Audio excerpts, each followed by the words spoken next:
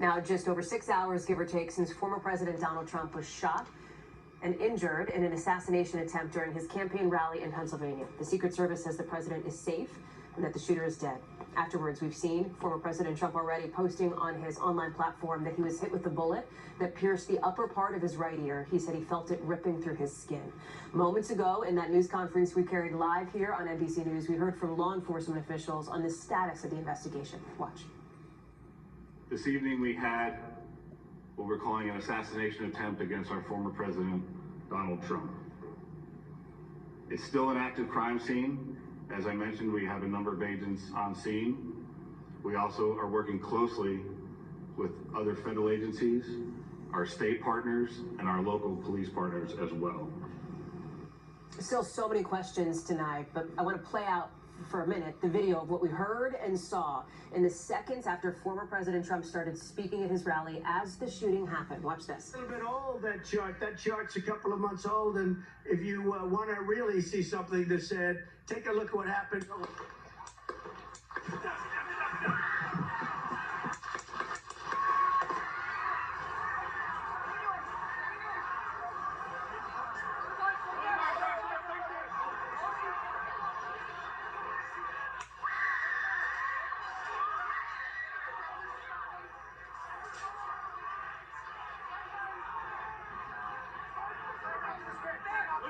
Hold, are you ready? On you. Ready. Move. Move. Go.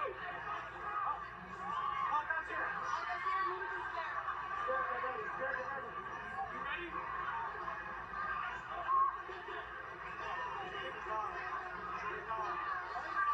Are we good? Shooter's down. Are we good to move? Let's move. Let's move.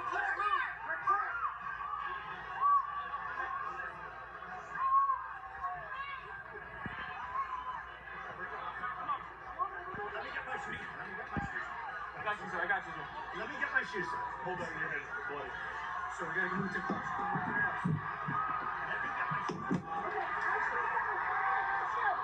Watch out.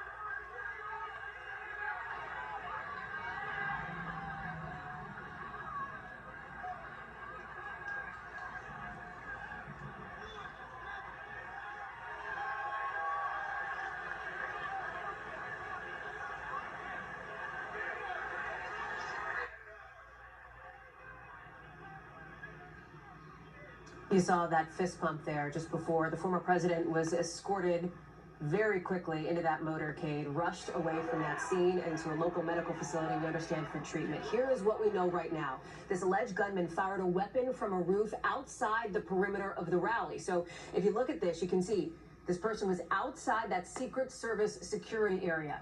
This alleged shooter, apparently a male in his 20s, is dead, as is a spectator, somebody who was attending the rally.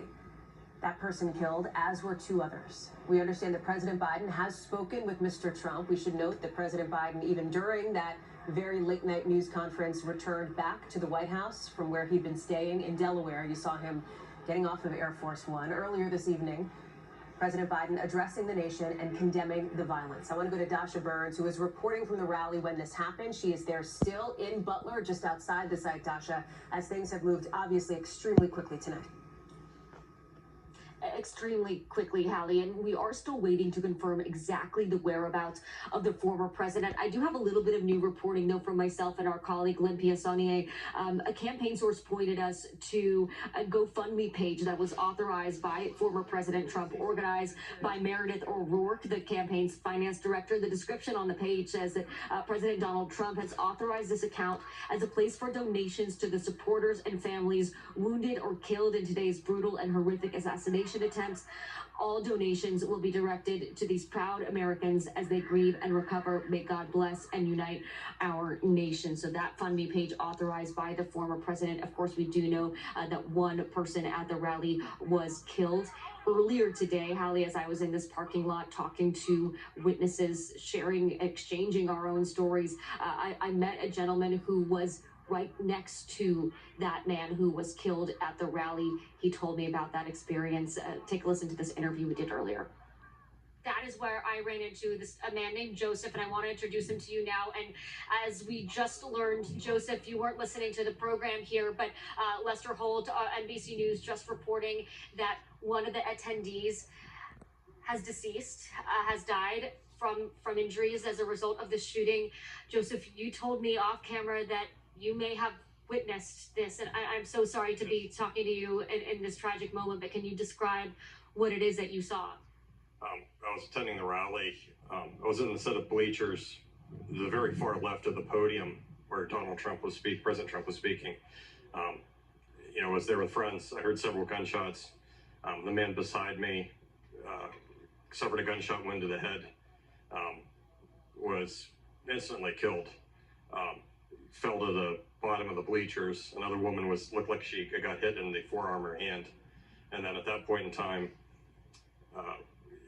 it was rather chaotic at that point because half the people were looking because they thought it was fireworks. I knew it was gunshots right away. My friend, he hit the deck. I was kind of looking around just trying to see where the shots were coming from. It seemed to me like the shots were coming from behind the bleachers. It seemed to me the man got hit in the head from behind. He was killed instantly as far as I could tell. And at that point, it was a state police and a SWAT team, started evacuating the bleachers, and then I helped carry the man out of the bleachers to a tent that was behind. And how, as reporters, so many of us have unfortunately covered shootings in the past, but typically we are running to the scene in the aftermath, talking to people in the aftermath.